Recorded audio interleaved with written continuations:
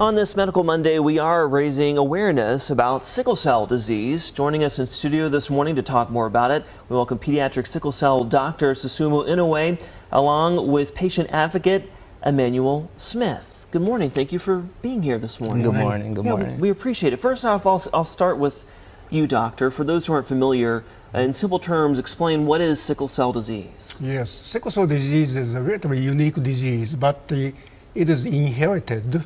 It's genetic. From parents, yes, and mostly actually it affects the African Americans. In the United States, about 90% of patients with sickle cell disease are African Americans.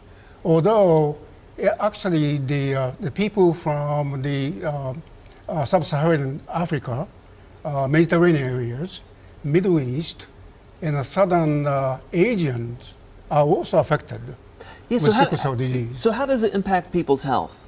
Well, the main actual clinical feature is what we call pain crisis. That the pain occurs all of a sudden. Yeah. This surprisingly, it's quite often that the pain is so severe that even a grown man can just rise with the pain, and just could not control pain, even with very strong narcotics. Yeah, that may last for hours or days, sometimes weeks. a week. Mm-hmm. Yes, chime in here, Emmanuel. So you are not only a patient, but a patient advocate. Yes, sir. Give us a little bit sir. of your backstory and what you've been through. Well, I have sickle cell. Sickle cell SS, that's the full-blown disease. And I'm 34, so that's been since I was born.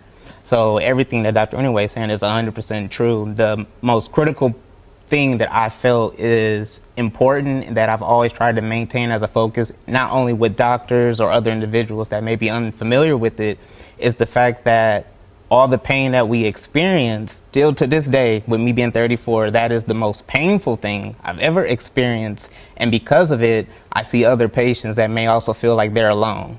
Sure. So I try to make sure I stand in and be like, no, you're not alone. It tends to be a give up type situation, right. But with me, I've just adapt to it and try to build other individuals in the way that I have for myself. Yeah, so on top of getting help from medical professionals, how do you go about getting support? Well, for me in particular, all of my encounters or engagements most of the time come actually while I'm in the hospital. So it can be from doctors, or I may have an actual roommate that also has sickle cell, but we're engaging, having conversations and sharing different details.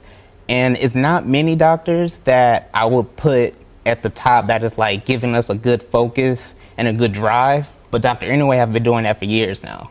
And through your years, Dr. Inoue, what are those treatment options? What are some things that you do to help people with sickle cell? Yeah, well, at this moment, actually, there are some cures. That bone marrow transplant is one of them. And the gene therapy is coming up, although still it's experimental.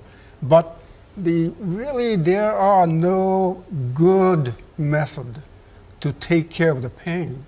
That's a major problem still. And that's why that both children and adults with sickle cell disease have to take very strong painkillers.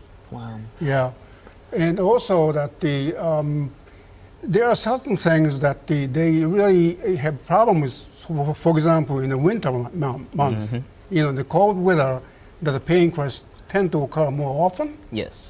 So advancements are being made, you said, and hopefully, that gives you hope, right? Oh yeah, definitely. Yeah. Well, we thank you for coming on today and providing some more insight on sickle cell disease and what's being done to support people like you. Thank you for coming on. We'll be right back after this break.